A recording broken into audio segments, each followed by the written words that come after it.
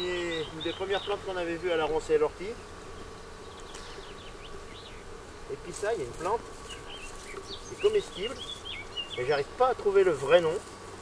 Alors ici, dans la région, il y a plus grand monde qui sait que ça se mange d'ailleurs. Et ça, les anciens appellent ça du racra. Alors, il y a un ancien qui se trompait, un pépé qui me disait c'est du régras. Alors régras ça n'a rien à voir. Mais le racra, alors ça j'aimerais bien trouver le vrai nom. Il est en train d'être cherché.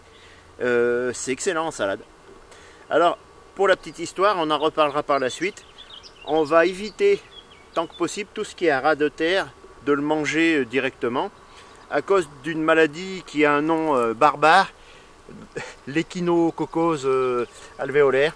On reviendra là-dessus et on fera peut-être même carrément un speech, une émission spéciale. Donc on risque à manger des choses comme ça sans les laver, tout ça. Ce qu'on pouvait faire il y a seulement 10 ans, maintenant il faut se méfier. Voilà, là, donc on est le 25 avril. Et on peut remarquer qu'ici, la végétation est en retard, parce qu'elle donne vers le nord. On est dans un charmant petit hameau de Coran, qui s'appelle Vence. Et alors, on peut regarder les plantes avec à peu près 3 semaines de décalage. Et donc, le coucou est seulement en fleurs.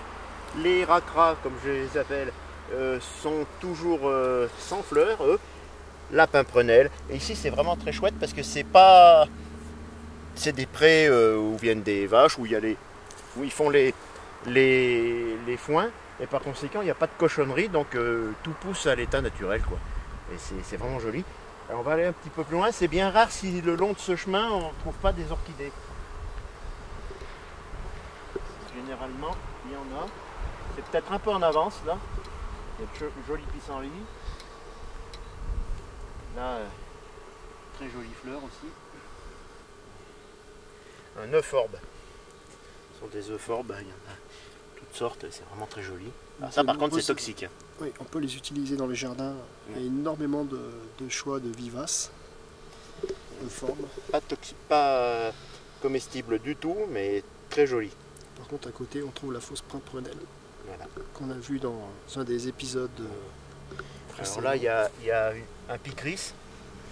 Il faudrait consacrer une émission complète au picris. C'est une catégorie de plantes qui a plein d'espèces différentes et qui en même temps a la particularité de toujours être comestible.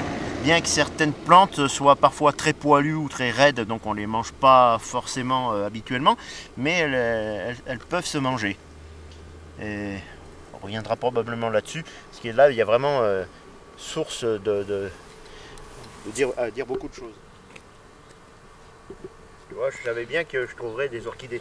Là, il y a une belle orchidée. Alors, je ne suis pas un grand spécialiste, mais je suis spécialiste, comment on peut dire, je les apprécie. Je ne sais pas leur nom vraiment, mais c'est magnifique. Alors, à savoir que les orchidées, il faut de nombreuses années entre le fait que la graine germe et la fleur. Donc c'est pour ça que ramasser des orchidées, surtout quand il y en a une isolée comme ça, même quand il y en a plusieurs le long d'un talus ou ailleurs, c'est stupide. Il vaut mieux les regarder dans la nature, parce que couper une plante comme ici avec de nombreuses fleurs, eh ben, c'est supprimer l'avenir pendant une trentaine d'années, si ce n'est plus, de ce genre d'orchidée dans le coin.